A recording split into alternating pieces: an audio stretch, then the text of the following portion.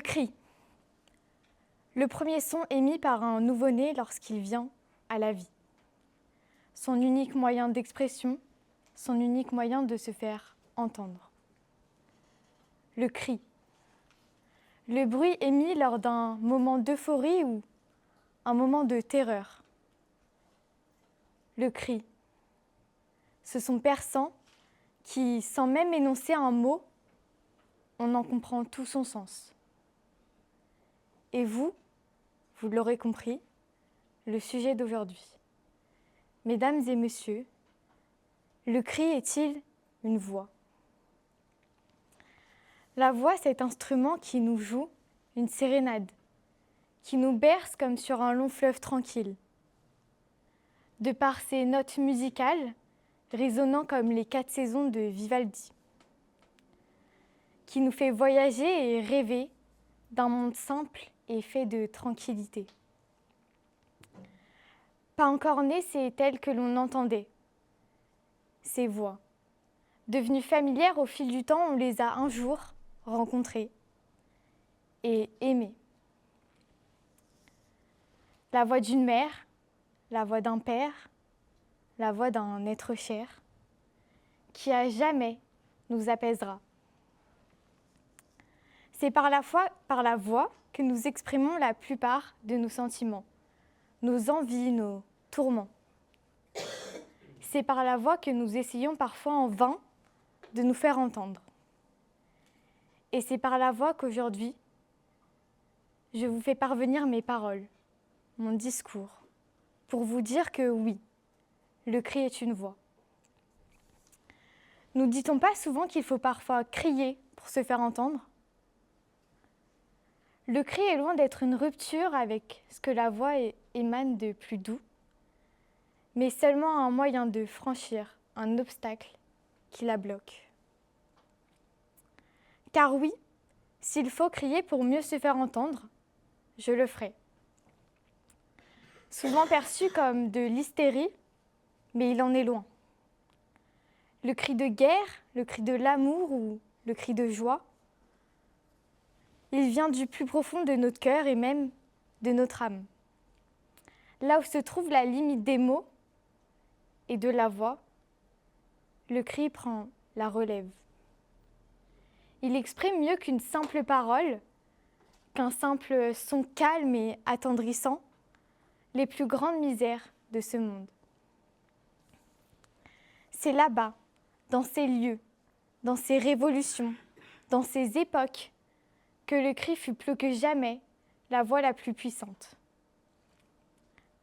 Dans ces camps de concentration, durant la Seconde Guerre mondiale, les détenus poussaient des cris de douleur, des cris de terreur et des cris de désespoir. Essayant tant bien que mal de se faire entendre, de faire entendre leurs blessures. Pas un mot n'était prononcé et pourtant, ces cris portaient en eux toute la cruauté d'une époque de souffrance. Indescriptible, inimaginable et impensable, mais pourtant, qui a pourtant existé. Ce symbole de ce dont l'humanité a de plus mauvais en elle, du pire qu'elle a commis, mais aussi symbole de résistance. Tel en a été le cas pendant la Révolution française. 1789. Les révolutionnaires se réunirent sur les places publiques, à crier la liberté. Liberté, égalité, fraternité. Ce n'était pas seulement un slogan, il était porté par un cri de révolte, résonnant dans tout le pays, marquant les esprits à jamais. Ébranlant alors les structures de l'Ancien Régime, le cri, lui, à son tour, devient aussi un instrument de musique qui invite par sa rageuse mélodie à la transformation d'une société. Le cri, il n'est pas seulement un son fort, mais une note de musique jouée par les vibrations de nos cordes vocales, qui appelle à l'action, à la liberté et à la justice. Porté par 1 ou 1000 personnes, cri de liberté ou cri de révolte, un cri marquera toujours un tournant, dans une histoire ou dans une vie. Là où la voix se veut structurée, rationnelle et réfléchie, le cri, lui, se veut désorganisé, choqué et hors de lui. Appelant à l'amour, à la colère ou à la vie. Oui, tel que ce nouveau-né qui, dès sa première expiration, poussa un cri. Celui de la vie. Et tout au long de celle-ci, il criera. Que ce soit pour exprimer sa colère quand on lui piquera son jouet préféré ou pour déclarer son amour à une fille rencontrée au lycée et encore plus tard pour encourager son équipe de rugby préférée.